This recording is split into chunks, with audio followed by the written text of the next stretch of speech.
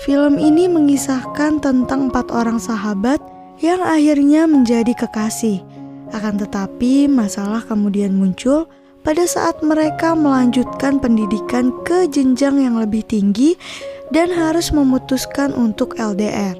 Sekarang langsung kita masuk aja ke dalam alur cerita filmnya. Film ini dimulai saat seorang pria paruh-baya yang melihat seorang wanita muda yang sedang bersedih. Akhirnya pria tersebut membantu wanita itu dan membawanya ke dalam kafenya. Ternyata wanita ini sedang bersedih karena mempunyai masalah dengan kekasihnya. Pria tersebut mengetahuinya dari notifikasi ponsel wanita tersebut. Wanita itu sedang menjalani hubungan jarak jauh dan akhirnya pria tersebut pun menceritakan kisahnya pada saat SMA dulu. Di sebuah SMA terdapat 2 orang sahabat yang bernama Minlu dan Bozi. Mereka merupakan 2 remaja nakal yang sering kali mengerjai teman sekelasnya. Kali ini target mereka adalah Shinyi. Mereka mengambil celana olahraga Shinyi dan kemudian memasangnya pada sebuah patung. Akibatnya, keduanya, Shinyi dan 2 orang teman lainnya pun harus dihukum. Akan tetapi Shinrui segera datang dan mengatakan kalau sahabatnya itu sama sekali tidak terlibat dengan mereka. Sejak saat itu Minlu sudah menyukai Shinrui dan seringkali mengikutinya saat pulang sekolah. Akan tetapi ia tidak bisa melupakan sikap Minlu pada temannya tersebut. Ternyata Bozi juga menyukai Shinyi. Ia bahkan menemui Shinyi di rumahnya pada malam hari. Akan tetapi Shinyi juga belum bisa memaafkannya. Selain bandel, Bozi dan Minlu juga bisa dibilang sebagai anak yang kurang pintar. Mereka seringkali mendapatkan hukuman pada saat pelajaran berlangsung. Hal ini berbeda jauh dengan Shinrui yang menjadi peringkat teratas di kelas mereka. Semakin lama perasaan Minlu padanya semakin membesar. Ia pun sering menggambar wajah Shinrui, kemudian memberikannya pada gadis tersebut. Shinrui pun sangat senang dengan pemberian hadiah sederhana itu. Mengetahui Minlu yang sangat suka pada Shinrui, Bozi mempunyai cara tersendiri untuk membuat mereka bertemu. Ia membuat sebuah rencana agar Shinrui dan Minlu pergi bersama. Dan akhirnya rencananya tersebut pun berhasil. Akan tetapi Shinrui yang khawatir pada Shinrui memutuskan untuk menemaninya hingga terjadilah double date di antara mereka. Mereka pergi dengan menggunakan sebuah mobil pick up. Akan tetapi pada saat di perjalanan, mobil tersebut rusak dan tidak dapat diperbaiki. Akhirnya mereka berempat pun termenung di pinggir sawah dengan jarak yang berjauhan. Karena merasa bosan, akhirnya satu persatu di antara mereka turun ke sawah dan bermain lumpur. Di saat itu Minlu pun akhirnya mengungkapkan perasaannya pada Shinrui. Akan tetapi Shinrui mengatakan kalau hubungan mereka tidak akan berhasil karena sebentar lagi mereka akan kuliah dan terpisah. Hubungan mereka hanya sebatas kenangan aja. Namun Minlu berjanji agar ia memperbaiki segala kekurangannya dan mengejar ketertinggalannya sehingga mereka dapat kuliah di universitas yang sama. Pada suatu hari setelah pulang sekolah, Bozi kembali berulah dan membuat pertemuan tidak terduga antara Shinrui dengan Minlu. Sesampainya di sebuah pohon besar dekat sekolah, keduanya pun bingung. Akhirnya Minlu mengajak Shinrui untuk menonton film di bioskop. Saat Minlu dan Shinrui pergi, Bozi menggunakan kesempatan ini untuk bertemu dengan Shinyi. Setelah pulang nonton, Shinrui pun meminta Minlu untuk berjanji agar ia bisa masuk kuliah. Pada saat itu Minlu berjanji ia akan masuk universitas yang sama dengan Shinrui. Jika Minlu berhasil, Shinrui akan pergi dengannya dan merayakan kembang api bersama. Keesokan harinya saat Minlu dan Bozi sedang duduk di sebuah kafe, ia melihat teman sekelas mereka yang bernama Yiren diganggu oleh beberapa preman. Akhirnya mereka berdua pun segera membantu Yiren agar terlepas dari kejalan preman tersebut. Setelah itu mereka mengajak preman-preman tersebut dengan tarian khas mereka. Keesokan harinya, Minlu menantang teman sekelasnya yang disukai oleh Shinri untuk bermain biliar. Namun setelah beberapa lama menunggu, Bozi pun tidak kunjung datang. Ternyata Bozi lagi diserang dan dikeroyok oleh para preman yang mereka ejek sebelumnya. Saat Bozi sudah babak belur, barulah Minlu dan teman-temannya datang untuk membantunya.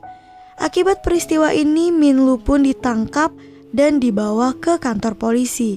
Sementara Bozi mengalami luka parah dan harus dirawat di rumah sakit selama beberapa hari. Setelah keluar dari kantor polisi, Minlu dan Shinyi pun segera datang menjenguk Bozi. Pada saat yang sama, Yiren juga datang untuk menyampaikan permintaan maaf dan terima kasih pada mereka berdua karena telah menyelamatkannya. Pada saat itu, Bozi meminta Minlu untuk membeli makanan.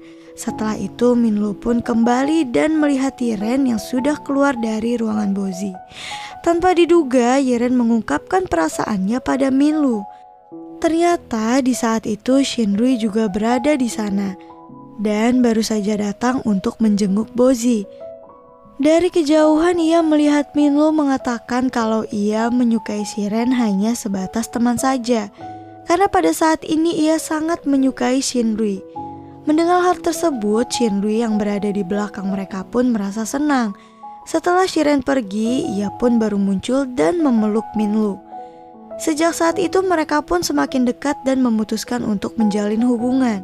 Dan sejak saat itu juga sikap Minlu juga berubah. Shinri membantunya memahami pelajaran sehingga dalam waktu singkat ia bisa mendapatkan nilai yang lebih tinggi dari sebelumnya. Sampai-sampai guru mereka mengira kalau ia mencontek dari temannya. Setelah hasil ujian akhir tersebut dibagikan, ketiganya kembali ke rumah sakit untuk menjenguk Bozi. Setelah itu mereka pun berfoto dan menjadikannya kenang-kenangan sebelum berpisah. Akhirnya waktu yang ditunggu-tunggu pun telah tiba. Pengumuman kelulusan universitas akhirnya dibagikan. Shinri dan Shinyi berhasil lolos di universitas impiannya. Akan tetapi Minlu dan Bozi hanya bisa berkuliah di kampus lokal. Hal ini membuat Minlu bersedih karena harus berpisah dengan kekasihnya. Pada malam harinya mereka kembali bertemu.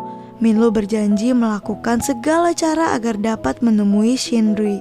Sebelum mereka berpisah, Minlu sempat bekerja di pasar untuk mencari uang tambahan. Kemudian ia juga membelikan kaset dan meminta Shinri untuk mendengarkan isi kaset yang berisi tentang kenangan mereka itu. Hampir setiap hari Shinri mendengarkannya, bahkan setelah masuk kuliah ia juga membawanya. Di awal kuliah hubungan mereka masih berjalan lancar.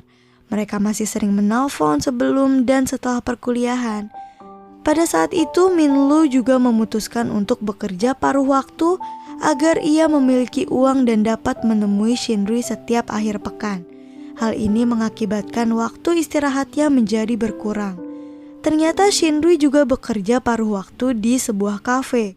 Pada saat melihat wajah Minlu yang terlihat kurang tidur tersebut, ia pun sedikit marah pada kekasihnya itu. Pada saat Shinri mengatakan kalau suatu saat nanti ia ingin membangun sebuah kafe. Sama seperti Minlu dan Shinri, Bozi dan Shinyi juga masih berhubungan baik. Mereka juga sering menelpon satu sama lain. Pada suatu malam, ibu Minlu mendatangi asramanya. Akan tetapi pada saat itu Minlu sedang pergi menemui Shinri ke luar kota. Akhirnya Bozi pun harus mencari alasan agar ibunya nggak curiga. Bozi mengatakan kalau ia sedang dalam perjalanan bisnis. Beralih ke adegan selanjutnya, suatu hari Shinri bertemu dengan kakak kelasnya yang bernama Zheng Ting, yang kini menjadi seorang pesulap. Ia pun menawarkan Shinri untuk menjadi asistennya. Awalnya Minlu tidak mempermasalahkan hal tersebut. Bahkan pada saat Shinri mengundangnya untuk melihat pertunjukan mereka, Dan ketika sampai di sana, Zenting meminta Minlu untuk menjadi relawan dan menghilangkan bunga yang ia bawa untuk Shinri. Setelah kejadian ini, masalah pun muncul dan Minlu terlihat tidak dapat menyembunyikan rasa cemburunya. Sejak saat itu, Minlu juga merasakan perubahan pada Shinri. Belakangan ini, Shinri jauh terlihat lebih cerah dibandingkan dengan hari-hari sebelumnya. Di malam yang sama, Minlu mengajak Shinri berjalan-jalan dan mereka melihat seekor anak kucing di etalase. Terlihat Shinri sangat menginginkan anak kucing tersebut. Jika ia berhasil memilikinya, ia akan menamainya sebagai Lu kecil. Melihat hal tersebut, Minlu pun menanyakan harga kucing tersebut pada penjual. Akan tetapi harganya sangat mahal dan uangnya Minlu itu gak cukup untuk membelinya. Akhirnya ia pun mengurungkan niatnya untuk membelinya dan berusaha lebih keras lagi. Setelah itu mereka kembali melanjutkan perjalanan mereka dan di sini mereka mulai membicarakan masa depan mereka. Pada saat itu Minlu menyinggung rencana akan membukakan kafe untuk mereka berdua. Akan tetapi ternyata Shinri mengatakan kalau ia berencana untuk tidak kembali ke kampung halamannya setelah ia lulus nanti. Ia akan berkeliling dunia dan awalnya Minlu mengira kalau ia sedang bercanda. Akan tetapi Shinri mengatakan kalau ia sedang serius dan tidak bisa bertahan di tempat yang sama sepanjang hidupnya. Berbeda dengan Minlu yang menganggap semuanya lelucon dan melupakannya begitu saja. Hal ini pun membuat keduanya bersitegang dan mengalami pertengkaran kecil hingga akhirnya Minlu menyadari kalau pacarnya tersebut sudah sangat jauh berubah. Setelah kejadian ini Minlu pun belajar bahasa Inggris padahal mereka akan melakukan ujian besok hari. Di hari yang sama ibunya menelpon Minlu dan memintanya untuk segera kembali karena ingin membicarakan sesuatu yang penting. Saat ibunya menelpon terlihat sebuah surat dokter dan beberapa obat di sampingnya. Akan tetapi Minlu mengatakan kalau ia tidak bisa pulang karena sedang ujian. Di malam tersebut Shinri diikuti oleh seorang pria. Ia kemudian menelpon Minlu sambil berteriak. Dengan segera Minlu berangkat ke kota Taipei untuk menemui pacarnya tersebut. Ternyata di malam itu Shinri sedang dirampok. Saat Minlu menanyakan apa yang ia butuhkan, Shinri hanya terdiam saja. Sehingga terjadilah kesalahpahaman kedua kalinya di antara mereka. Ternyata yang Shinri butuhkan selama ini adalah kehadiran Minlu di sampingnya. Minlu tidak pernah datang saat Shinri benar-benar membutuhkannya. Sejak kejadian itu, hubungan mereka juga terlihat renggang. Akan tetapi, Minlu selalu berusaha untuk memperbaiki semuanya. Ia pun membelikan sebuah telepon genggam agar dapat menghubungi Shinri kapanpun saat Shinri membutuhkannya. Di saat itu, Minlu meminta Bozi untuk menemaninya ke Taipei. Namun, karena sedang ada badai, mereka pun kehabisan tiket. Akhirnya keduanya melakukan perjalanan ke Taipei dengan menggunakan sepeda motor dan menembus badai tersebut. Setelah melakukan perjalanan sepanjang malam, pada pagi harinya mereka pun berada di depan asrama Shinri. Saat itu mereka dikejutkan dengan kedatangan Shinri yang diantarkan pulang oleh kakak kelasnya tersebut sambil membawa kucing yang diinginkannya kemarin. Hal ini juga membuat Bozi sangat marah dan mencoba memarahi pria itu. Pada saat yang sama, Minlu yang sudah kecewa hanya bisa menangis dan tidak bisa berkata apa-apa lagi.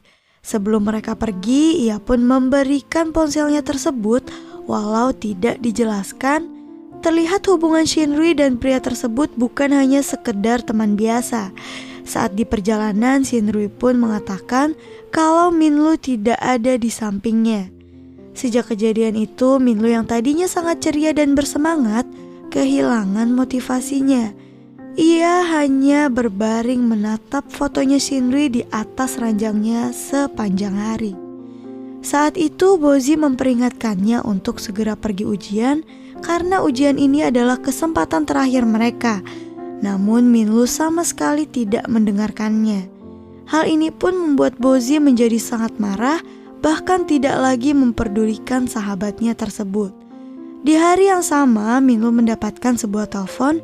Ia mengira kalau itu adalah Shinri.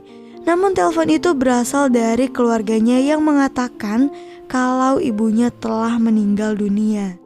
Akhirnya Bozi pun menemaninya untuk segera kembali ke rumahnya. Setelah acara pemakaman selesai, Bozi memberikan nasihat pada Minlu kalau ia tidak sendirian. Akan tetapi nasihat ini disalahartikan oleh Minlu hingga terjadilah pertengkaran di antara kedua sahabat tersebut.